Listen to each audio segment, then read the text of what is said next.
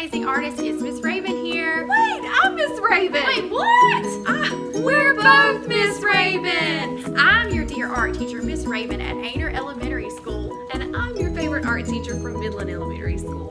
Today we are creating something outrageous at our Ainer Elementary studio. Let's check out the creative process.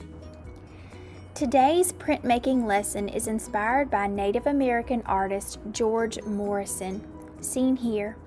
George Morrison taught at many different colleges, and he also was inspired by nature. He said, "I seek the power of the rock, the magic of the water, the religion of the tree, the color of the wind, and the enigma of the horizon."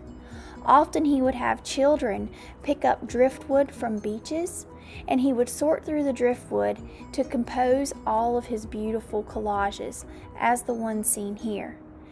This collage is called collage number 9, and you can see all different types of wood grains and textures and just beautiful ways that he carved the driftwood and stuck all of the pieces tightly together.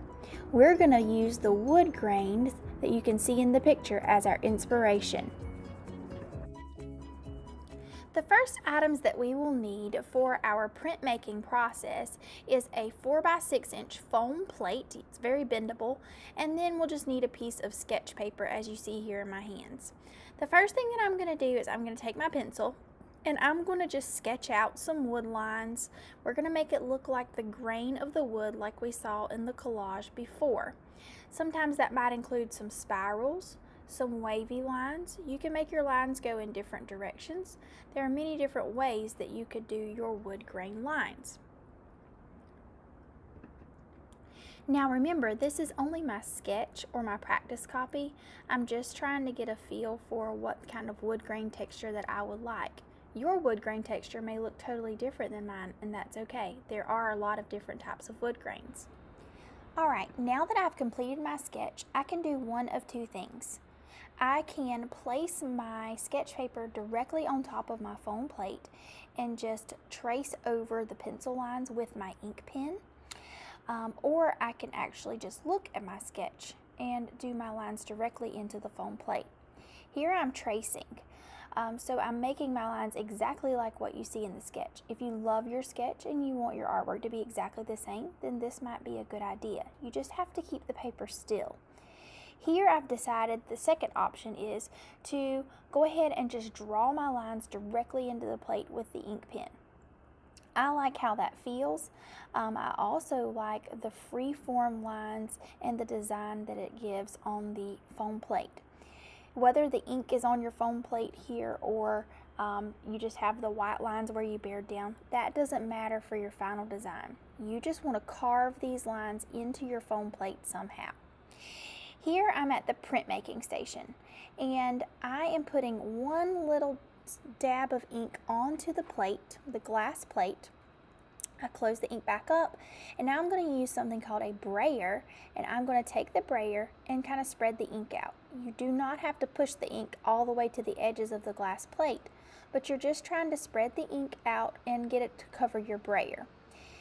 Then I'm going to take this ink after I have covered my brayer with the brown ink. I'm going to take this ink and I am going to put it all over my foam plate, which I have set to the right of my glass plate. And you can see wherever you carved into your foam plate, that is not going to get ink. Those places are recessed.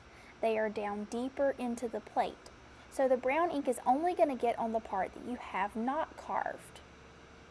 After I'm done with this, I'm going to lay my brayer down. I'm going to take my fully inked plate to the next station. That station is called the rubbing station. I'm going to take a half sheet of paper, lay my foam plate face down onto that sheet of paper. Once my foam plate is on the paper, even if it's crooked, I cannot lift it back up. I'm going to press it down as hard as I can, then flip this over. And I'm going to take my spoon with my thumb or my index finger inside of the spoon so that I can press down hard, and I'm going to rub. I'm going to give that paper a nice massage. Make sure that I massage it everywhere. You can see where I carved into my plate. You can see the design through the paper. Your design, whenever you pull the paper off, is going to be exactly the reverse of what you carved into your foam plate. So the spoon's going to feel a little bit warm after you've been rubbing for a minute, but that's just going to get your ink to go onto your plate. Here I'm checking the corners just to make sure that I got the ink transferred onto the paper, and now I am revealing my first print. It's a beautiful wood grain. So if I want to make another print, I can make something called a ghost print. This next print is what I do with the leftover ink that's on the plate. So I'm just going to rub again with the spoon. I have not put any more ink on my plate. If I wanted to make another dark brown print, I would have to go back to the printmaking station and re-ink. But for this project, I'm doing one print, and then now I'm doing what's called a ghost print because it's going to look lighter and more faint than the print that I just did.